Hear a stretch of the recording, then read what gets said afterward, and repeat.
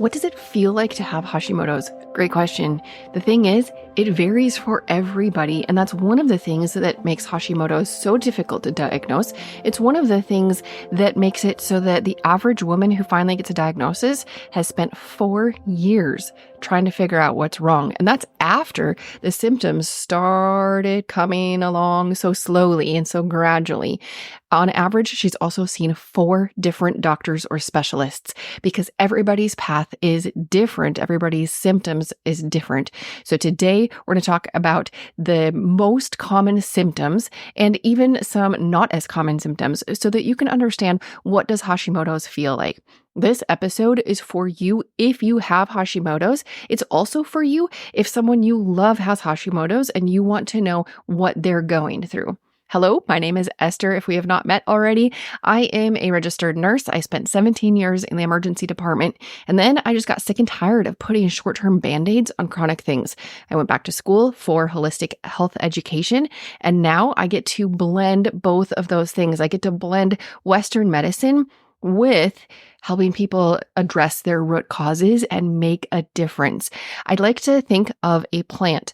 Now, I am not a super good plant mom. And it is common that the plants in my house at least, will have some brown on the leaves. And I have to figure out why are those leaves brown. Now, I don't go and get some green paint because while that would make the leaves green again, it wouldn't really solve the problem, right?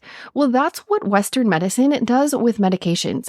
They just give you Synthroid or levothyroxine, and then they just say, come back in a while and we'll check your labs and we'll adjust your medications. That's green paint.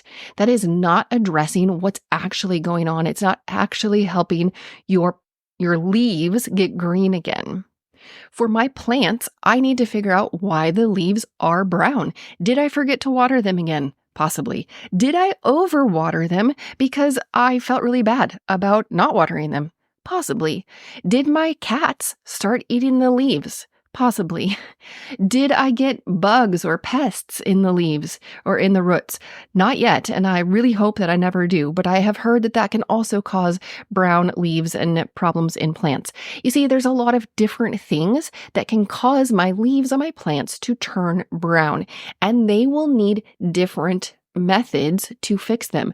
Underwatering and overwatering are obviously going to have 2 completely opposite different cures. Now, today when we're talking about Hashimoto's, I'm not going to be talking about cures for 2 different reasons. Reason number 1 is we're not addressing the Hashimoto's, that's the leaves, right? We're addressing the roots. And the second reason is because the government alphabet soup agencies have decided that there is no cure for Hashimoto's. So we're not going to talk about cures. We're going to talk about how you address the root causes, how you get to the actual problem instead of addressing the leaves or the symptoms. And we will get there after we talk about what does Hashimoto's feel like. Hashimoto's is essentially things slowing down. If you know what Hashimoto's is, you know it's an autoimmune problem. That means your immune system is attacking yourself. In the case of Hashimoto's, it's attacking your thyroid gland. Your thyroid produces a hormone, thyroid hormone, and it is converted to an active form in your body, and then that active form of the hormone is kind of like the ignition switch in every single cell in your body. And this is why you can have such a variety of symptoms, because you have trillions of cells in your body, and whichever cells are, not igniting or not turning on very well in your body might be different than how your friend has her cells turning on or igniting. Every single person is going to have different symptoms because we're all individuals. So the most common symptoms is the ones of fatigue, whether it's your brain is tired, and that could feel like depression, or it could feel like mental brain fog, or it could feel like you just can't make any decisions. It can also feel physically tired, like you are bone weary, you are tired on every single level, physically, emotionally, even spiritually, socially, you are exhausted. Think of the worst flu that you've ever had. Like you're just lying in bed wondering if you have enough energy to go to the bathroom. That's what it can feel like to have Hashimoto's, except instead of having the flu, you have it all the time. That can be what some people feel like when they have Hashimoto's, that amount of tiredness all the time, and they just learn to push through. It doesn't mean they have more energy. It just means that they have coping mechanisms and they are learning to push through and put on a quote, brave face. Other things that can slow down when you have Hashimoto's is your metabolism. And this is super frustrating for so many people. It seems like no matter what they're doing, no matter how little they're eating or how healthy they're eating, how much they're exercising, nothing seems to help them lose weight. Instead, they're gaining weight. This is so frustrating as the metabolism can slow down. Other things that can slow down are your hair and your nails and your skin health and growth. So in your hair, you might notice thinning hair, or like the actual volume of hair is thin, or you might notice the thinning of each strand, or both. So you can have thinning hair. Also, eyebrows, that's a first place a lot of people who are observing others will notice. It's the outer third of the eyebrows starts to thin, and that's a classic sign of thyroid problems. Also, your skin and your nails can be affected, and this can look different in a lot of people. Again, with the slowing of the growth, you'll notice that in your nails, they won't be as healthy. Or in your skin, you can have skin problems. Also, your gut can slow down. Constipation is a common symptom of Hashimoto's. And then, of course, when you're constipated, then that leads to other problems because of the gut health. You want to make sure that your gut is so healthy because 70 to 80% of your immune system is in and around your gut. And when you have an autoimmune problem, that's your immune system going haywire and attacking yourself, you want to do all you can to make sure that your immune system and your gut are as healthy as possible, because that is one of the roots of Hashimoto's. It's your immune system going haywire and attacking your thyroid. So we want to make sure that our immune system is well cared for. There are other things that can slow down with that ignition switch missing in Hashimoto's. And one thing people notice is their libido will slow down, and they don't know why. And maybe their partner is doing all they can and thinking they're doing all that they used to. And yet this person, their libido is just nothing, right? That can be a symptom of Hashimoto's and hypothyroid.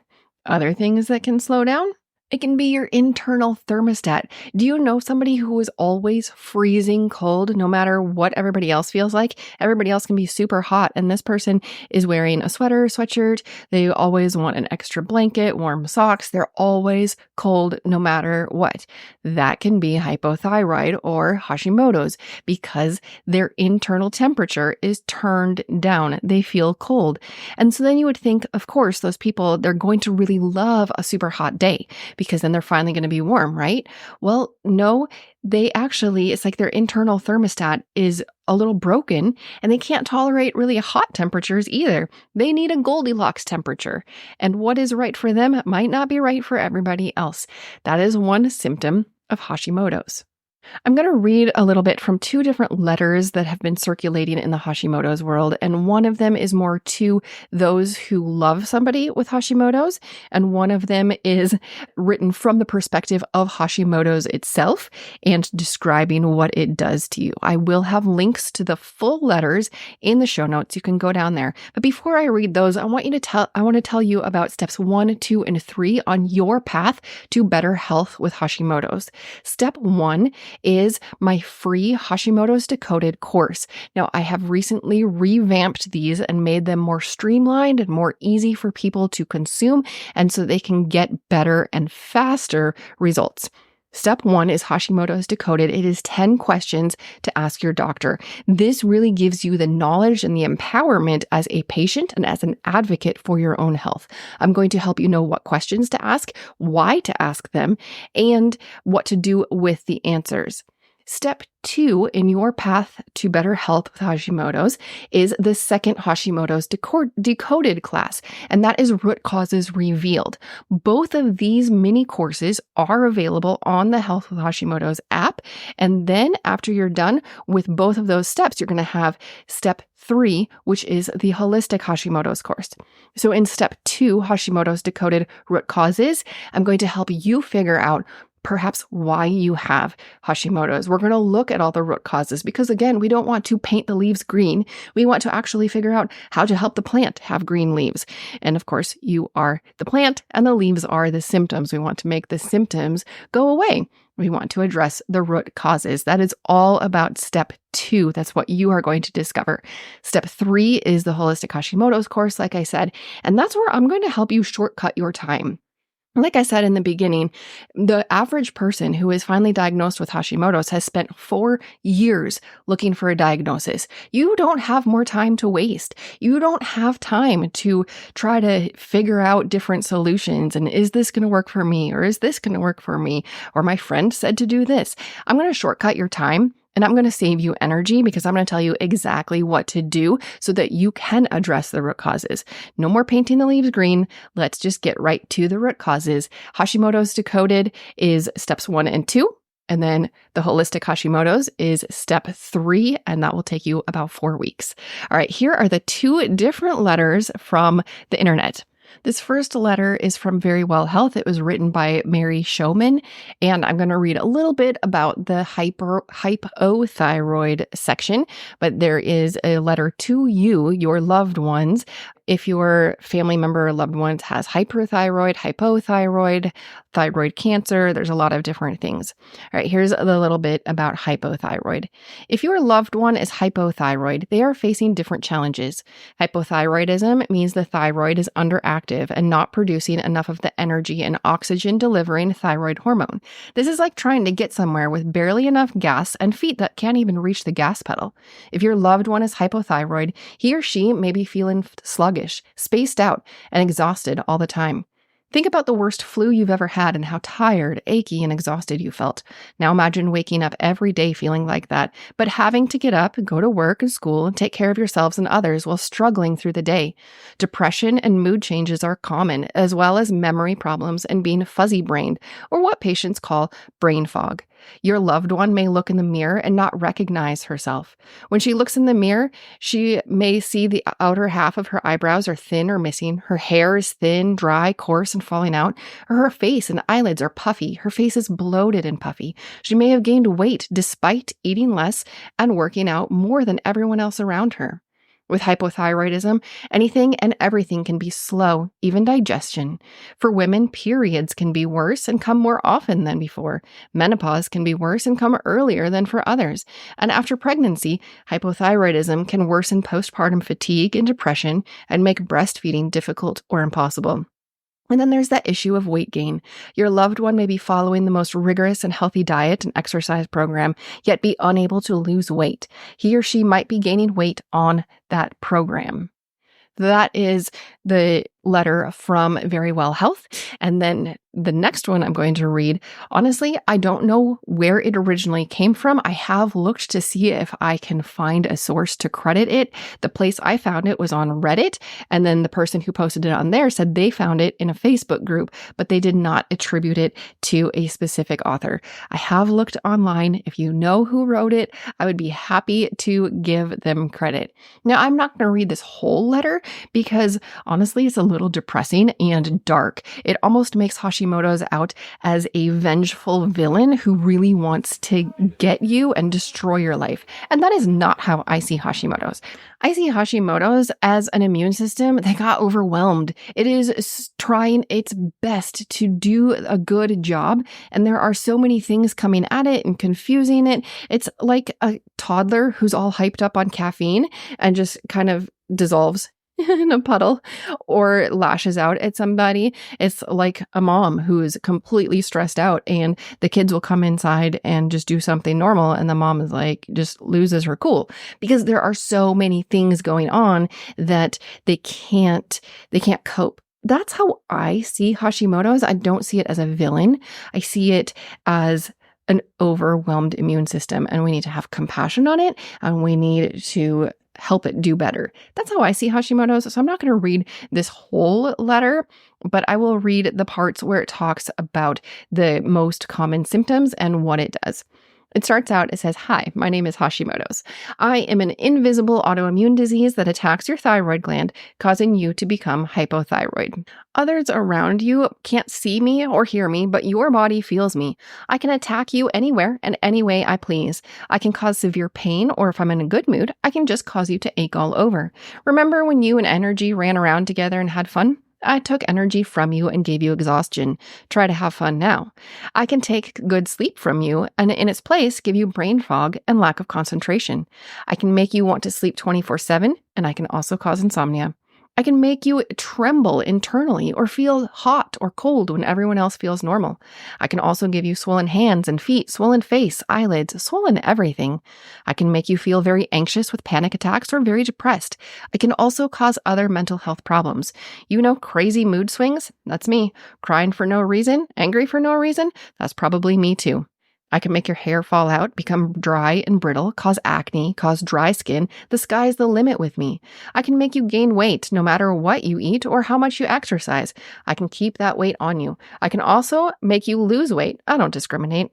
So I'm going to interject here. It is kind of a dark letter, right? I'm going to skip ahead a little bit. It goes on to say, there are so many other ways I can make you sick and miserable. The list is endless. High cholesterol, gallbladder issue, blood pressure issue, blood sugar issue, heart issues. It's probably me. Can't get pregnant or have had a miscarriage. That's probably me too. Short of breath or air hunger. Yeah, probably me. All right, I'm going to skip ahead again because it goes through even more things. But this section coming up is very common, and it's about how your doctors and your friends might see or not see how you are. It says, you'll be told if you just sleep and exercise properly, I'll go away. You'll be told to think positively. You'll be poked and prodded, but most of all, you will not be taken seriously when you try to explain the endless number of doctors you've seen and just how debilitating I am and how ill and exhausted you really feel. It goes on to say, your friends and family will not understand that having this disease impacts your body from the very top of your head to the tip of your toes, and that every cell and every body system and organ requires the proper amount and the right kind of thyroid hormone medication for you, not what works for someone else. That letter, like I said, it is kind of dark and villainous, and that's not how I see Hashimoto's, but it really gives a good picture of how a lot of people feel, because it can be so frustrating and demoralizing to be seeking answers for so long and not find what's going to work for you, because every single person is different. You have your own path. You have your own root causes, and until you know your root causes and are taking action on them, you're just going to keep feeling worse and worse, because as an autoimmune problem, your immune system is going to continue to attack your thyroid gland, and it's going to cause more problems. And if you're only painting the leaves green, if you are only taking medications for your thyroid, if you're not actually addressing the root causes, what's causing the autoimmune problems, then you're not going to have, your leaves turn green again. You're just painting the leaves green in the picture of the plant.